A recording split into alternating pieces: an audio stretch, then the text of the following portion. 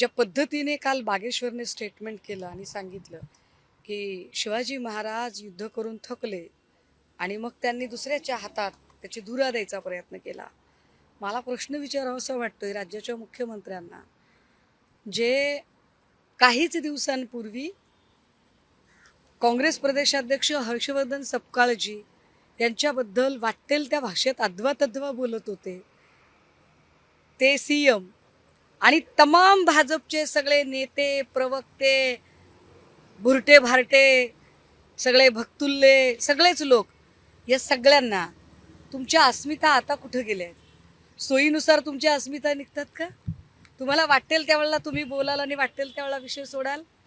एक परप्रांतीय इकडे येतो आणि छत्रपती शिवरायांच्याबद्दल वाटेल ते बरळतो आणि आम्ही त्याला सरळ सरळ अध्यात्म आणि धर्म या नावाखाली झाकून नेतो. त्याला आम्ही एका शब्दाने बोलत नाही, त्याला जाब विचारत नाही. म्हातारी मेल्याचे दुःख नाही, काळ सोकावतो. कारण अडचण अशी आहे की दर 1-2 महिन्याला कोणीतरी यायचं आणि शिवाजी महाराजांवर तोंड वर करून बोलायचं. म्हणजे तुम्ही जाणीवपूर्वक ठरवून पुन्हा पुन्हा छत्रपती शिवरायांवर अटॅक करण्याचा प्रयत्न करताय. आणि आता संजय गायकवाड कुठे आहेत? ज्या संजय गायकवाडांना एक पुस्तकच माहीत नव्हतं आणि जे संजय गायकवाड काल इतक्या अर्वाच्य भाषेत बोलत होते, त्या संजय गायकवाडांचं आता बागेश्वर यांच्याबद्दल काय म्हणणं आहे नेमकं? किती सत्तेसाठी लाचार लोक आहात तुम्ही आणि किती सोयीनुसार तुम्ही अस्मितांचा वापर करता. वाईट आहे. यावर मुख्यमंत्र्यांनी सुद्धा म्हटलेलं आहे की आम्ही जो इतिहास वाचला हा असं कुठेच लिहिलेलं नाहीये. एक प्रकारे ते सुद्धा याचा विरोधच करतायत. नाही, तुम्ही फक्त आम्ही वाचला नाही इथपर्यंत म्हणून थांबताय, पण तुम्ही लगेचच बागेश्वरचे पुतळे जाळणं किंवा निषेध नोंदवणं केलं नाही. हर्षवर्धनजींच्या बाबतीत जे केलं गेलं, ज्या वाईट पद्धतीने केलं गेलं, त्याच्या तुलनेमध्ये तुम्ही आत्ता बागेश्वरवर काय ॲक्शन घेतली?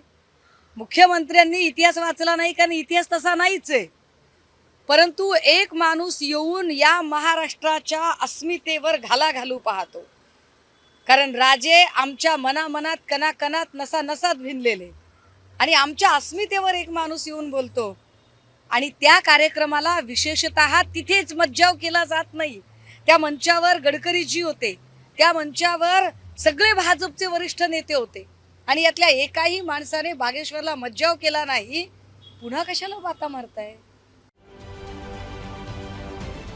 महाराष्ट्रातील सर्व बातम्यांचे विश्वासार्ह व्यासपीठ, सकाळच्या सर्व सोशल मीडिया प्लॅटफॉर्मला लाईक, फॉलो आणि सबस्क्राईब करा. तसंच सर्व नोटिफिकेशनसाठी बेल आयकॉन प्रेस करायला विसरू नका.